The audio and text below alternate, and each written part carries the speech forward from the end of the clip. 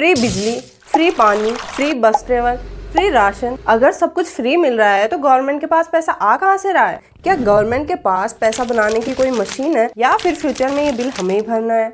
आज हम फैक्ट्स और नंबर्स के साथ समझेंगे फ्रीबीज डेवलपमेंट है या फिर पार्ट ऑफ पॉलिटिक्स है। तो नमस्कार, स्वागत है आपका मेगा एजुकेशन में, जहां हम जटिल विषयों को बहुत ही आसान और फ्रेंडली भाषा में समझते हैं। लेकिन सबसे बड़ा सवाल है, आखिर फ्रीबीज होते क्या है? फ्रीबीज को समझने से पहले एक शब्द समझते हैं, वेलफेयर। वेलफेयर का मतलब होता है लोगों की बेसिक जरूरतें पूरी करना, जैसे free school education, free vaccination, free ration.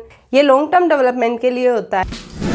Freebies का मतलब है इलेक्शन के टाइम या पॉलिटिकल प्रॉमिस की फॉर्म में कुछ चीजें फ्री देना। 200-300 यूनिट बिजली फ्री दे दी, फ्री में लैपटॉप दे दिया, किसी को सीधे नगद पैसे दे दिए। दोनों लगते सेम है, लेकिन डिफरेंस इंटेंशन और इम्पैक्ट का होता है। एक फ्यूचर बनाता है और दूसरा शॉर्ट टर्म के लिए खुशी देता है। लेकिन चौंकाने वाली बात यह है, भारत के कई राज्य अपने बजट का 10% से भी ज्यादा फ्री स्कीम और सब्सिडी में लगा रहे हैं। गवर्नमेंट के पास पैसा 3 जगह से आता है। पहला टैक्स, जो हम इनकम टैक्स और जीएसटी भरते हैं। दूसरा लोन, जो गवर्नमेंट उधार लेती है। तीसरा प्रॉफिट, जो गवर्नमेंट कंपनी से होता है। अब मान लीजिए कि स्टेट का टोटल बजट है 3 लाख करोड़ रुपए और वो इनमें से 30,000 करोड़ खर्च करता है फ्री स्कीम्स पर, जो कि इसके बजट का 10% हुआ। लेकिन अगर रेवेन्यू कम पड़ गया तो गवर्नमेंट लोन लेगी, और लोन लेने का मतलब है फ्यूचर में उसे इंटरेस्ट के साथ पैसा लौटाना पड़ेगा। जैसे आप किसी से 100 रुपए उधार लेते हैं और उसपे 10 रुपए का इंटरेस्ट होता है, आपको उसे 110 रुपए देने पड़ेंगे। 2023-24 के आसपास इंडिया के स्टेट का एवरेज डेट उनके टोटल बजट का लगभग 27 से 30% तक पहुंच चुका है। सिंपल भाषा में कहे तो अगर स्टेट 100 रुपए कमा रहा है तो उसमें से 30 रुपए तो उधारी पर है, और वहीं कुछ स्टेट्स का डेट तो 40% तक पहुंच गया है। मतलब कमाई कम और उधार ज्यादा। चलिए एक सिंपल सा एग्जांपल लेते हैं। मान लीजिए एक स्टेट 200 यूनिट बिजली फ्री देता है और इसके लिए मिनिमम 1 करोड़ परिवार एलिजिबल है। मान लेते हैं एवरेज सब्सिडी कॉस्ट है 1500 रुपए पर फैमिली पर मंथ। तो अब एक महीने का टोटल खर्च होता है 1500 करोड़ रुपए, और यही खर्च अगर सालाना देखें तो हो जाता है 18,000 करोड़ रुपए। अब सोचिए, एक स्कीम का खर्च है 18,000 करोड़ और उसी स्टेट का हेल्थ बजट है 12,000 करोड़ रुपए, और यहीं पर कंपैरिजन साफ नजर आता है वेलफेयर और फ्रीबीज में।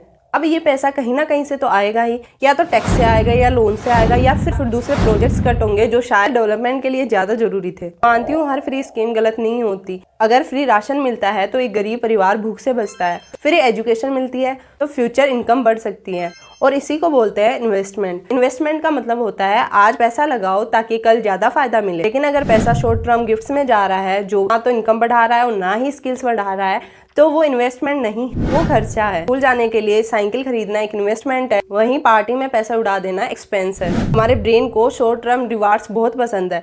अगर मैं आपसे कहूँ 5 साल बाद इंफ्रास्ट्रक्चर इंप्रूव होगा और वही मेरे पोजीशन वाला नेता कहे कल से 300 यूनिट बिजली फ्री, तो शायद आप भी सेकंड ऑप्शन को ही वोट दोगे। और इसे ही कहते हैं short term thinking. Political parties हमारी ये साइकोलॉजी अच्छे से समझती है और वो हर इलेक्शन से पहले इसको यूज करती है। लेकिन अगर डेथ बहुत ज्यादा बढ़ गया तो फ्यूचर में टैक्स बढ़ सकता है, डेवलपमेंट का पैसा कर सकता है, इंटरेस्ट पेमेंट ज्यादा हो सकता है, और इंटरेस्ट का पैसा टैक्स पेयर देते हैं, यानी कि इनडायरेक्टली हम। ओवरऑल फ्रीबीज ना तो पूरी तरह सही है और ना ही पूरी तरह गलत। बस असली सवाल ये है, क्या स्कीम फाइनेंशियली सस्टेनेबल है?